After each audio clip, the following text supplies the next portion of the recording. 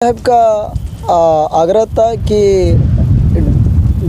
DDC साहब को letter दिए और डीडीसी अपने स्तर से जांच करेंगे और जांच भी होगी और कार्रवाई भी होगी। मामले को लेकर जो इनके विभागीय अधिकारी हैं, एग्जीक्यूटिव इंजीनियर जिसको हम लोग बोलते हैं कार्यपालक अभियंता, उनसे जब बातचीत किया गया तो उन्होंने साफ तौर पर कहा कि वहाँ पर जो नोकल पत्थर का इस्तेमाल करना वर्जित है और वहाँ पर डस्ट से काम होना ही नहीं है। लेकिन साहब यहाँ पर तो पूरे नाली में नोकल पत्थर का इस्तेमाल हो रहा है और यहाँ पर सिर्फ डस्ट से ही काम हो रहा है। साहब को अपना ज्ञापन सौंपे, लेटर दिए और डीसी साहब आश्वासन दिए कि इसमें जो भी ठेकेदार है और जो भी इसका हाथ लगे हुए हैं, जो अधिकारी हैं, जी तो सब जांच होगी। जांच में जो पानी का पानी, दूध का दूध रह जाएगा। यानी कि आरसीडी के जो कार्यपालक अभियंता है, उनका साफ तौर पर कहना है कि हमने संबंधित विभागीय अधिकारियों से जांच भी करा लिया है। उनका साफ कहना है कि जो है वहाँ पर कार्य हो रहा है वो सही से हो रहा है। लेकिन अब समझने वाली बात है ये है जनाब कि आखिर कार्य में तो उसी प्रकार की अनियमितता बरती जा रही है। नोकल पत्थर का इस्तेमाल हो रहा है, बालू की जगह डस्ट का इस्तेमाल हो रहा है और सीमेंट तो साहब पता नहीं कौन कलर का बोरा है, ये तो हम भी नहीं समझ पा रहे हैं। लेकिन आप टीवी स्क्रीन पर ज़रूर देख पा रहे हैं कि वो कौन सा कलर का बोरा है और कौन सीमेंट का इस्तेमाल हो रहा है। वहाँ पे हम लोग बहुत दिन से मांग रखे थे कि क्योंकि वहाँ पे पानी जमने से दुर्घटनाएं लगातार होती थी, तो इस चीज़ को हम लोग बार बार अनुरोध किए सरकार से, तो वो हमारी मांगे सुनी और नाली का एक योजना तैयार किया। करीबन 20 लाख का प्रोजेक्ट है। नमस्कार, मैं हूँ गोविंद ठाकुर और आप देख रहे हैं ZTV भारत न्यूज। अब अगर झारखंड के रहने वाले हैं तो साहेबगंज का नाम जरूर सुने होंगे, क्योंकि इसी साहेबगंज की अगर हम चर्चा करते हैं तो इसी साहेबगंज ज़िले के बरहेट विधानसभा क्षेत्र से विधायक है झारखंड के माननीय मुख्यमंत्री हेमंत सोरेन। तो आपको शायद लगता होगा कि इस ज़िला में काम बहुत अच्छा होगा। इस ज़िले में अगर हम विकास की बात करते हैं तो विकास के मामले में साहेबगंज ज़िला बहुत आगे होगा। शायद आप वही सोच रहे होंगे, लेकिन साहब यहाँ पर वैसे नहीं है। एक तरफ झारखंड के मुख्यमंत्री हेमंत सोरेन एड़ी से लेकर चोटी तक मेहनत कर रहे हैं। यहाँ तक कि अगर हम साहेबगंज की चर्चा करते हैं तो साहेबगंज के दौरे पर वो लगातार रहते हैं। कभी जो है सरकार आपके द्वार कार्यक्रम में हिस्सा लेते हैं, वो लोगों के बीच जाते हैं और उनके जो जन समस्या है वो सुनने का काम करते हैं। यहाँ तक कि मुख्यमंत्री हेमंत सोरेन कई बड़े बड़े मंचों से ये भी कहते हुए नज़र आए हैं कि हमारी सरकार ऐसे काम करेगी कि ग्रामीण क्षेत्र के यानी कि जो है आदिवासी बाहुल्य इलाकों में बसने वाले लोगों को भी सरकारी योजना का लाभ मिलेगा। और सरकार इस पर मेहनत भी कर रही है और ऐसा नहीं है कि सरकारी योजनाओं का लाभ नहीं मिल रहा है। ग्रामीण क्षेत्र के लोगों को बेहतर तरीके से सरकारी योजनाओं का लाभ मिल रहा है। लेकिन आज हम बताएंगे आपको कि एक तरफ के मुख्यमंत्री हेमंत सोरेन एड़ी से लेकर चोटी तक मेहनत कर रहे हैं ताकि उस साहेबगंज के सुदूरवर्ती इलाकों में बसे, जो चाहे वो आदिवासी समुदाय के लोग हो या फिर मूलवासी यानी कि पहाड़िया समुदाय के लोग हो, उनको बेहतर तरीके से सरकारी योजनाओं का लाभ मिल सके। लेकिन यहाँ तो साहब उनके ही अधिकारी सरकार के सपने पर जो है पानी फिरने में लगे हुए हैं। अगर हम ताज़ा मामला की बात करेंगे तो ये जो है साहेबगंज ज़िले के बोरियो प्रखंड से सामने आया है, जहाँ बोरियो प्रखंड क्षेत्र के खेरवा पंचायत पर स्थित जो है धोगड़ा गांव के समीप बोरियो साहेबगंज मुख्य रोड पर जो है एक नाली का काम कराया जा रहा है। उसकी लागत करीब 20 लाख जो है बताया जा रहा है और इसका डिपार्टमेंट है आरसीडी। यानी कि वहाँ पर जो नाली का काम कराया जा रहा है, इसलिए वहाँ पर काम कराया जा रहा है क्योंकि जो मुख्य सड़क है, मुख्य सड़क पर अक्सर जो है पहाड़ से बहता हुआ पानी सड़क पर आ जाता है। इसलिए उस जगह पर जो है अत्यधिक दुर्घटना हुई है, जिसके वजह से जो उस आसपास के ग्रामीणों ने जो है कई बार यहाँ के स्थानीय प्रशासन हो या फिर जनप्रतिनिधि हो उसको लिखित तौर पर दिया और यहाँ पर नाली निर्माण कराने का काम जो है उन लोगों ने मांग किया था। हालांकि प्रशासन ने इस पर जो है तत्परता भी दिखाया और लोगों को सरकारी योजनाओं का लाभ दिया। वहाँ पर वर्तमान समय में नाली का कार्य भी हो रहा है। लेकिन साहब आपको हम बताएंगे कि यहाँ पर नाली का कार्य कैसे हो रहा है। यानी कि साफ साफ जो तस्वीर आप देख पा रहे हैं टीवी स्क्रीन पर, जो दूसरी तरफ नाली का तस्वीर है, तस्वीर को देख करके शायद आप समझ गए होंगे कि यहाँ पर कितना बड़े पैमाने पर भ्रष्टाचार हो रहा है। यानी कि आपको अगर लूटना है ना, या फिर आपको सरकारी योजना में कैसे फलिता लगाया जाता है, यदि आपको सीखना है जनाब, तो आकर के बोरियो प्रखंड के ठेकेदारों से सीखें कि कैसे सरकारी योजना में फलिता लगाया जाता है, कैसे सरकार को चूना लगाया जाता है, और कैसे 3 साल में सरकारी योजना गायब हो जाता है। इसके बारे में भी आपको पता चल जाएगा कि आखिर यहाँ पर काम कैसे होता है, और 3 साल होते होते ही योजना कैसे गायब हो जाता है सरकार के गारंटी पर, यानी कि 5 साल उसका योजना का काम क्यों नहीं रहता है। मेरे साथ बेंजामिन माल्तो जी हैं, जिन्होंने उस घटिया नाली निर्माण कार्य को लेकर आज जिले के डीसी हेमंत सती को लिखित तौर पर आवेदन दिया है। हालांकि इस जो है घटिया नाली निर्माण की खबर को लेकर अगर हम चर्चा करते हैं, तो वहाँ की खबर को जी टीवी भारत न्यूज़ चैनल ने प्रमुखता के साथ दिखाया। और हालांकि इस मामले को लेकर जो इनके विभागीय अधिकारी हैं, एग्जीक्यूटिव इंजीनियर, जिसको हम लोग बोलते हैं कार्यपालक अभियंता, उनसे जब बातचीत किया गया तो उन्होंने साफ तौर पर कहा कि वहाँ पर जो नोकल पत्थर का इस्तेमाल करना वर्जित है और वहाँ पर डस्ट से काम होना ही नहीं है। लेकिन साहब, यहाँ पर तो पूरे नाली में नोकल पत्थर का इस्तेमाल हो रहा है और यहाँ पर सिर्फ डस्ट से ही काम हो रहा है। और ऐसा भी नहीं है कि वहाँ पर बालू ला नहीं रखा गया है, बालू ला के रखा गया है, लेकिन उसमें से अगर बालू का मात्रा 2% है तो डस्ट का मात्रा 98% है। यानी कि इस प्रकार का वहाँ पर काम हो रहा है। और हालांकि जब इस मामले को लेकर कार्यपालक अभियंता से पूछा गया तो उन्होंने साफ तौर पर कहा कि हमने जो है जेई साहब और जो एसडीओ साहब है, उनसे हमने जांच भी करा लिया है और उनका कहना है कि काम तो सब सही हो रहा है।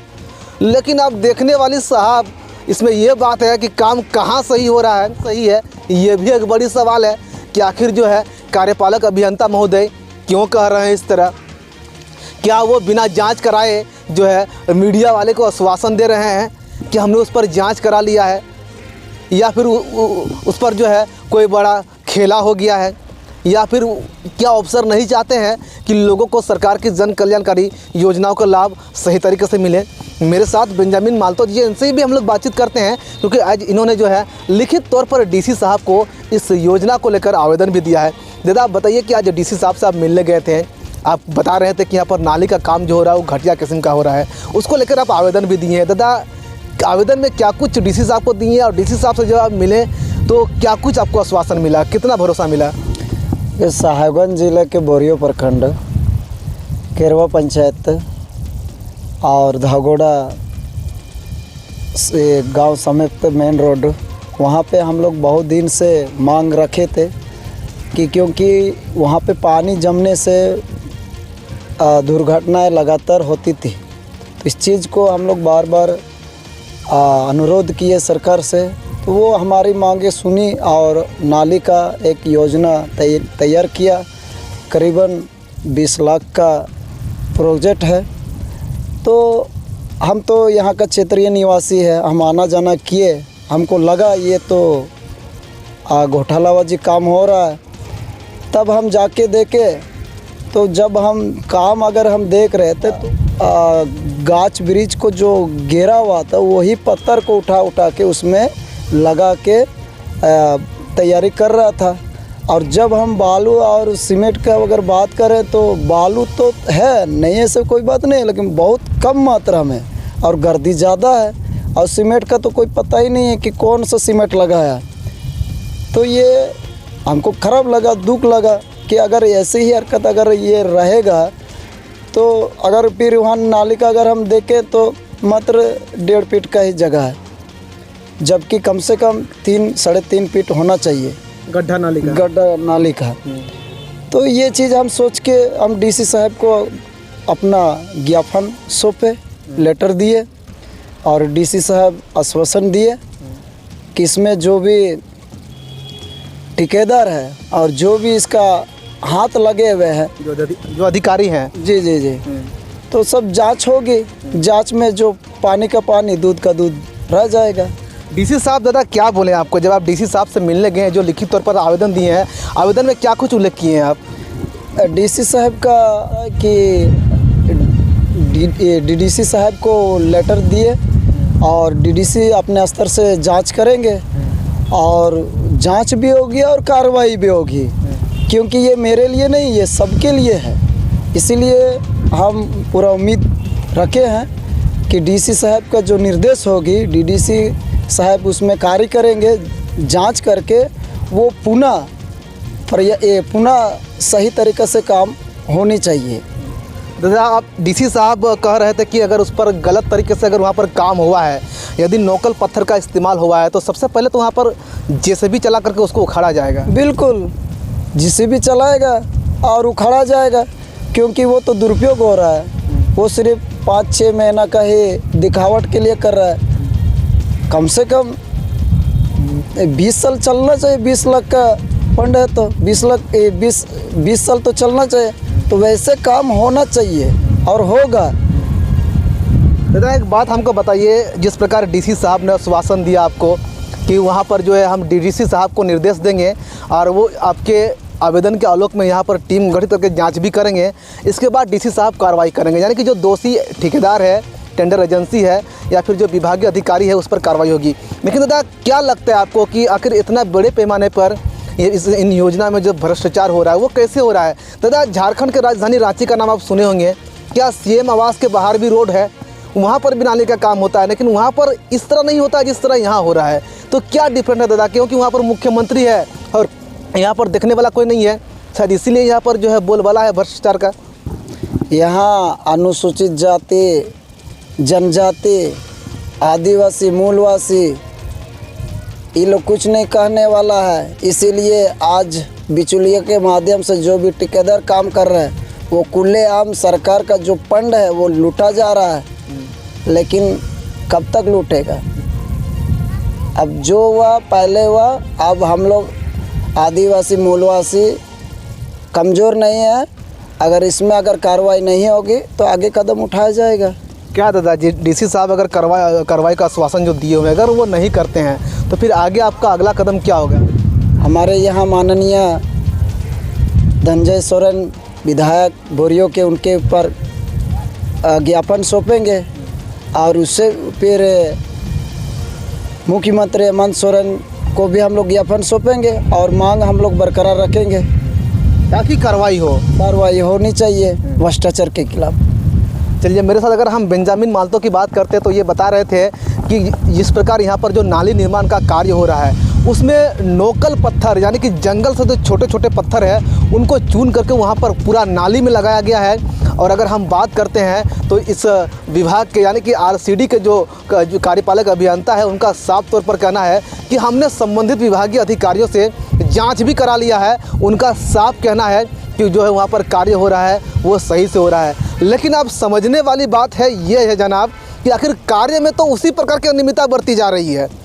नोकल पत्थर का इस्तेमाल हो रहा है, बालू की जगह ढस का इस्तेमाल हो रहा है और सीमेंट तो साहब पता नहीं कौन कलर का बोरा है, ये तो हम भी नहीं समझ पा रहे हैं। लेकिन आप टीवी स्क्रीन पर ज़रूर देख पा रहे हैं कि वो कौन सा कलर का बोरा है और कौन सीमेंट का इस्तेमाल हो रहा है।